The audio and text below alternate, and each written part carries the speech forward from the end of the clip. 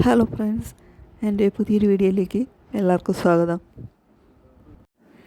ബാല എലിസബത്തിനെതിരെ case കൊടുത്തു. ബാലയ്ക്കെതിരായിട്ടുള്ള എല്ലാ തെളിവുകളും എലിസബത്തിൻ്റെ കയ്യിലുണ്ട്. എലിസബത്ത് എന്താ ഇപ്പോഴും കേസ് കൊടുക്കാത്തത്? ഇങ്ങനെ ഓരോ വീഡിയോ ചെയ്യാതെ എത്രയും പെട്ടെന്ന് കേസ് കൊടുക്കാൻ നോക്കൂ. അതല്ലേ വേണ്ടത്. എലിസബത്ത് പറയുന്നതൊന്ന് കേൾക്കാം. ജേക്കബ് ചേട്ടാ 1:30 ഇവിടെ ബെഡ്റൂമിൽ കയറുമ്പോൾ എനിക്ക് ബുദ്ധിമുട്ടുണ്ട്. 1:30 ഇപ്പം സമയം. എനിക്ക് പുറത്തു പോകാൻ പറ്റില്ല. രാത്രി 1:30 ബാക്കിയുള്ളവർക്ക് കിടക്കണ്ടേ? നിങ്ങൾ കല്യാണം കഴിച്ചിട്ടാണ് ഞാൻ അങ്ങോട്ട് വന്നോണേ, അല്ല വലിഞ്ഞേറി വന്നല്ല. എലിസബത്ത് ഇന്നലെ പുറത്തുവിട്ട ഒരു ഓഡിയോ ആണിത്.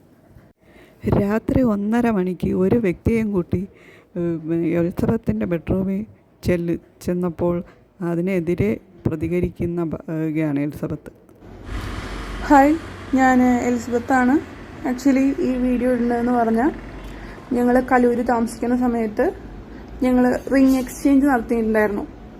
ഈ കാണുന്നത് എൻ്റെ വിരലുകൾ, എൻ്റെ കൈ, അതുപോലെ തന്നെ ആ ആക്ടറിൻ്റെ വിരലുകൾ ആക്ടറിൻ്റെ കൈയാണ്. അത് നിങ്ങൾക്ക് വേണമെങ്കിൽ ചെക്ക് ചെയ്യാം. അങ്ങനെ ചെക്ക് ചെയ്താൽ കണ്ടുപിടിക്കാൻ പറ്റും. അത് വേറെ തരത്തിലൊന്നും എഡിറ്റ് ചെയ്തിട്ടൊന്നും ഇടാൻ പറ്റില്ല എന്ന് ഞാൻ വിചാരിക്കുന്നു. നിങ്ങൾക്ക് ചെക്ക് ചെയ്താൽ മനസ്സിലാവുമെന്ന് വിചാരിക്കുന്നു. അതിൽ ഞങ്ങളുടെ രണ്ടുപേരുടെയും പേര് എലിസബത്ത്, അതുപോലെ തന്നെ പുള്ളിയുടെ പേര് എൻ്റെ റിങ്ങിലും നിങ്ങൾക്ക് കാണാം. അപ്പോൾ അത് ഇന്നെ പറ്റിക്കാൻ വേണ്ടിയിട്ടായിരുന്നു ഈ റിംഗ് എക്സ്ചേഞ്ച്. ഇത് കലൂര് വീട്ടിൽ പുള്ളിയുടെ പൂജാമുറിയുടെ ഫ്രണ്ടിൽ നടത്തിയ റിംഗ് എക്സ്ചേഞ്ച്. ഇനി അത് ബാലയുടെ കൈയല്ല എന്നങ്ങനെ പറയൂ. ബാലയിട്ട മോതിരമല്ല, അത് വേറെ ആരാണ്ടിട്ടാണെന്നങ്ങനെ പറയൂ. ഇനി പുള്ളിക്കാരൻ അങ്ങനെ വേണമെങ്കിലും പറയാൻ സാധ്യതയുണ്ട്. 4-5 മാസം നിങ്ങളുടെ തീട്ടും മൂത്രമൊക്കെ കോരിയിട്ടില്ലേ? അങ്ങനെ തന്നെ എനിക്ക് എത്രമാത്രം ഇഷ്ടമായിരുന്നു എന്നറിയോ? അത് നിങ്ങൾക്ക് അറിയില്ല എന്നൊന്നും പറയുന്നത്. ഇതിനു വേണ്ടിയിട്ടായിരുന്നു ഈ ഒരു സംഭവം. കല്യാണം നടത്തിയിട്ടില്ല, എനിക്ക് ഇങ്ങനത്തെ ഭാര്യനെ അറിയില്ല, എന്റെ ഭർത്താവ് ആര്, ആക്ടറാണോ ഡോക്ടറാണോ എന്നൊക്കെ പല ക്വസ്റ്റ്യൻ ചോദിച്ചിട്ടും ആർക്കും ഒന്നും ചോദിക്കാനില്ല. എല്ലാവരുടെയും കൺമുന്നിൽ വെച്ചിട്ട് വൈഫ്, അതുപോലെ തന്നെ എല്ലാവരുടെയും മുന്നിൽ വെച്ചിട്ട് മാലയിടുക, കുങ്കുമം തൊടുക, ഈ പരിപാടിയൊക്കെ ചെയ്തിട്ടും നിങ്ങൾക്ക് ഒന്നും തോന്നുന്നില്ലെങ്കിൽ ഓക്കെ. എത്ര കാലം ഉറങ്ങാണ്ടിരുന്നുണ്ട് നിങ്ങൾക്ക് വേണ്ടിയിട്ട്? ഇതൊക്കെ പറയാൻ നാവ് പോകുന്നുണ്ടല്ലോ. നല്ല നന്ദികേട് ഭയങ്കര നല്ലതാ. പിന്നെ ഗോഡ്സ് ഗ്രേസ് എന്നൊക്കെ പറയുമ്പോൾ ഭയങ്കര സന്തോഷം. Evil woman. നിങ്ങളുടെ ഒപ്പം ഇരുന്നിട്ട് ഈ കമന്റ് ഒക്കെ ഇടണേ എനിക്ക് നന്നായിട്ട് അറിയാം. പോലീസ് മാത്രമല്ല, ഗുണ്ടകളും കൂടിയില്ലേ? എന്നിട്ടല്ലേ നിങ്ങൾ ഇതൊക്കെ ഇടണേ? ഈവൻ ലോയർ കൂടിയുണ്ട്, എന്നിട്ടാണ് നിങ്ങൾ കമന്റ് ഇടണേ. ആക്ച്വലി നിങ്ങളുടെ കേരളത്തോടുള്ള ദേഷ്യവും, അതുപോലെ തന്നെ ഇംഗ്ലീഷും തമിഴും, അതുപോലെ തന്നെ നിങ്ങളുടെ ബാക്കി കമന്റ്സ് കുറച്ചുകൂടി ശ്രദ്ധിച്ചാൽ നിങ്ങൾ ആരാന്നെനിക്ക് മനസ്സിലായി. എൻ്റെ ലൈഫിൽ ഇനിയും എൻ്റെ വീട്ടുകാരനെയും ബുദ്ധിമുട്ടിച്ചതിൽ ഒരു 50% പങ്ക് നിങ്ങൾക്കുണ്ട്. അപ്പൊ ആരാന്ന് മനസ്സിലായി. പിന്നെ Elizabeth is putting videos with her new boyfriend publicly. ഓ, ഞാൻ അറിഞ്ഞായിരുന്നില്ല. ആരാണത് എന്ന് പറഞ്ഞിരുന്നെങ്കിൽ നന്നായിരുന്നു. ഞാനവിടെ ഒറ്റയ്ക്കായിട്ട് ഭയങ്കര ഡിപ്രഷനിലാണ്. അതുപോലെ തന്നെ ഞാൻ കാരണം ആരൊക്കെയോ മരിക്കുന്നൊക്കെ എഴുതിയിട്ടുണ്ട്. ഈ അമൃത ഹോസ്പിറ്റലിലുള്ള ആൾക്കാരൊന്നും ഒന്നും കണ്ടിട്ടില്ലേ? ഓക്കെ, വലിയ ആൾക്കാരൊന്നും മിണ്ടില്ല എന്ന് നന്നായിട്ട് അറിയാം. പക്ഷെ ചെറിയ കുറച്ച് സ്ത്രീകളൊക്കെ ഇല്ലേ, ഞാൻ ഇന്റെ കാര്യങ്ങൾ കണ്ട സ്ത്രീകള്, ഓരോരുത്തരുടെ അവസ്ഥ കണ്ട ഇങ്ങരുടെ അവസ്ഥ കണ്ട സ്ത്രീകള്, ആർക്കും ഒരു ഇതൊക്കെ കണ്ടിട്ട് ഒന്നും മിണ്ടാൻ തോന്നുന്നില്ല. ഓക്കെ, ഞാൻ ഈ വീട്ടിൽ കൊണ്ടുപോയിട്ടാണ് ഉപദ്രവിച്ചിട്ടുണ്ടായിരുന്നെങ്കിൽ കുറെ സംഭവങ്ങൾ വരുന്നുണ്ട്. അതിലും എന്റെ കാര്യം. Elizabeth Soman openly putting videos with her new boy friend. പിന്നെ കുറെ ആൾക്കാരുടെ ലൈഫ് നശിച്ചു. ഓ മൈ ഗോഡ്, ആരാ ആ ബോയ് ഫ്രണ്ട് എന്ന് നിങ്ങളെ സെലക്ട് ചെയ്ത് ഞാൻ കുറെ ഫോട്ടോ ഇട്ടിട്ടുണ്ട്. അതൊന്നും ആരാന്നെനിക്ക് സെലക്ട് ചെയ്യാൻ പറ്റിയിട്ടില്ല. കസ്തൂരി എന്ന വേറെ പേരുള്ള ആ ഒരു ആള്, ന്യൂസായിട്ട് ഭയങ്കര ബന്ധപ്പെട്ട ആള്, ഭയങ്കര അടുപ്പുള്ള ആള്. കാരണം എല്ലാവരും കളിക്കണത് പേര് പറയാണ്ട് എന്ത് കുറ്റം പറഞ്ഞാലും കേസെടുക്കില്ല എന്നല്ലേ.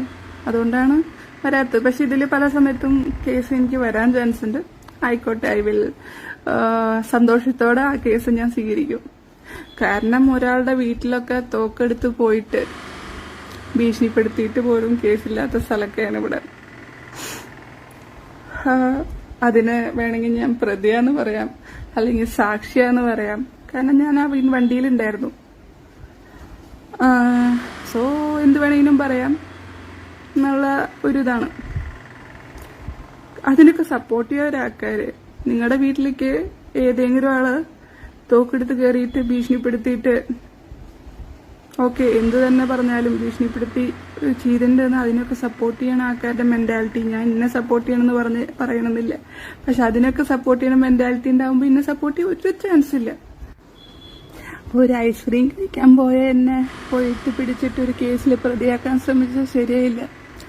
ഇന്നായിട്ട് ഒരു ഭാര്യയുടെ ധർമ്മം നീ ചെയ്യുന്നുണ്ടോ? എന്തിനാണ് ഭർത്താവിനെ ഒരു ഒറ്റയ്ക്ക് ആ ഫ്ലാറ്റിലേക്ക് വിടണേന്ന് പറഞ്ഞിട്ട് ഇന്നെ കൺസേൺഡ് ആ കേസ് നടന്ന ആ ഫ്ലാറ്റിലേക്ക് ഇന്നും കൂടി കയറ്റിക്കൊണ്ടുപോകാൻ പോയതാ. പക്ഷെ ഞാൻ കയറിയില്ല. കയറാത്ത കാരണം എന്നെ കാണിക്കാൻ വേണ്ടിയിട്ട് മോളിന്ന് താഴെ ആ ആളിനെ പിടിച്ചുകൊണ്ട് വന്നിട്ട് എന്നെ കാണിച്ച്, ചേച്ചിക്കൊരു ഹായ് പറയൂ. എന്റെ കൈയും കാലും പറിച്ചിട്ട് അപ്പം എന്തുണ്ടായെന്ന് എനിക്ക് പോലും അറിയില്ല. ഓക്കെ, അത് പോട്ടെ. അത് സോ ഒരാളിനെ തോക്കെടുത്ത് ഭീഷണിപ്പെടുത്തിയ ഇത് കേസിലടക്കം ആൾക്കാർക്കൊന്നും മിണ്ടായില്ല. അതിൽ ആൾക്കാര് ഈ ഭീഷണിപ്പെടുത്തിയ ആളിനെ സപ്പോർട്ട് ചെയ്യണം. സോ എല്ലാവരുടെയും വീട്ടിൽ ഇപ്പൊ ആൾക്കാര് ഈ വയലൻസ് ഒക്കെ ചെയ്യണതിൽ തെറ്റു പറയാൻ പറ്റില്ല. ആൾക്കാർ അതാണ് സപ്പോർട്ട് ചെയ്യണേ. ഇപ്പൊ നാളെ എന്റെ വീട്ടിൽ വന്നിട്ട് ആരെങ്കിലും എന്നെ കുത്തിക്കൊന്നാലും ആരെങ്കിലും എന്നെ പറയൂ? ഒന്നും പറയില്ല. അവള് വീഡിയോ ഇട്ടിട്ട് അവള് അതല്ലേ പറയുള്ളൂ. ഓക്കെ, ഇതൊക്കെ പല സ്ഥലത്തും പല ആൾക്കാരുടെ വീട്ടിലും നടക്കും, അത്രേ ഉള്ളൂ. പക്ഷെ ഒരു കുട്ടീനെ പറ്റിയിട്ടൊക്കെ ഇത്ര മോശമായിട്ടൊക്കെ പറയാൻ പറ്റുന്നുണ്ട് എന്നുള്ളത്,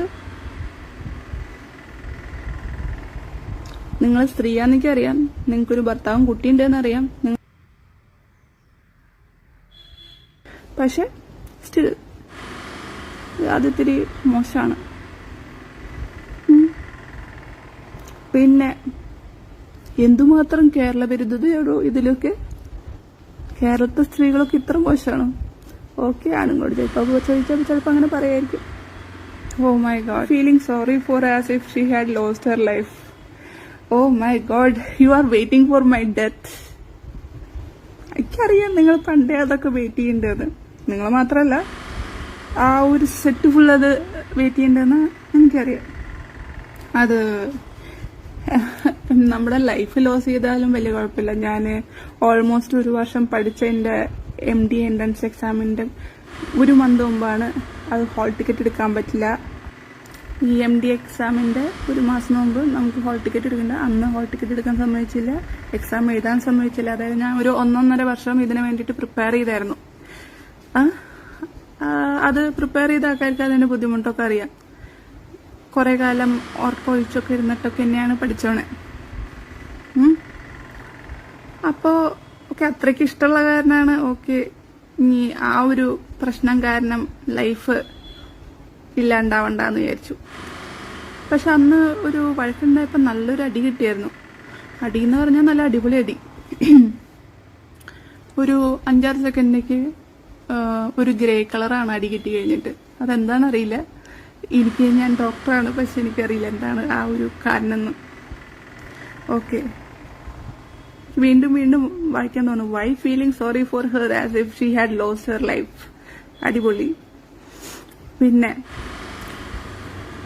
അതായത് ഇനി എന്തായാലും കുഴപ്പമില്ല, ഇനിയിപ്പൊ കൊന്നാലും കുഴപ്പമില്ല, അല്ലെങ്കിൽ എന്താ പറയാ, ഇനിയിപ്പൊ എന്റെ തുണിയില്ലാത്ത ചിത്രം ഇട്ടാലും കുഴപ്പമില്ല. ഇനി ആരായിട്ട് കൂടിയിട്ട് ആ തുണിയില്ലാത്ത ചിത്രം നിങ്ങൾ ഉണ്ടാക്കിയിട്ടിട്ടാലും എനിക്ക് കുഴപ്പമില്ല.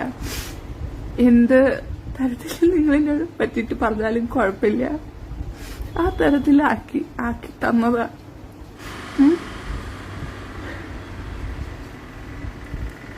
എനിക്ക് എത്രമാത്രം ഇഷ്ടമായിരുന്നു എന്നറിയോ? അത് നിങ്ങൾക്ക് അറിയില്ല എന്നൊന്നും പറയുന്നത്.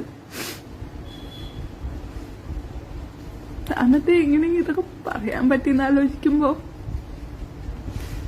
അത് ഞാന് കുറെ കാലം എന്തെങ്കിലും ആവട്ടെ, വാട്ടെവർ, ബൈ. എഴുത്തവത്തിൻ്റെ ഒരുപാട് തെളിവുകളുണ്ടല്ലോ. ബാലയ്ക്കെതിരെ കേസ് കൊടുക്കാനുള്ള എല്ലാ വകുപ്പും ഉണ്ട്. പിന്നെ എന്തുകൊണ്ട് കേസ് കൊടുത്തുകൂടാ? ഇനി അധികം താമസിക്കാതെ കേസ് കൊടുക്കൂ. എലിസബത്തിന് നീതി കിട്ടും.